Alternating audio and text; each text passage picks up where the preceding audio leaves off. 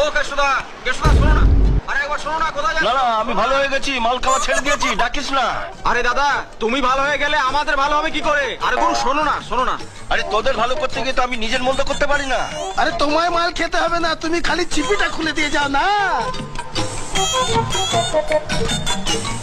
চিপি খুলতে পারে না, মাল খেয়েছিস। আরে দাদা, তোমার মতন এক্সপার্ট কে আছে কেষ্টদা? বুঝলে কেশুদা, মালিক বলেছে তোমাকে আবার ধারে মাল দিতে। আরে ধারে কি রে, বিনা পয়সা দিলেও খাবো না, ডাক্তারের কাছে যাচ্ছি, সব বন্ধ। নে ধর। তোমার গুরু বিশ্বকর্মার হাত। নে।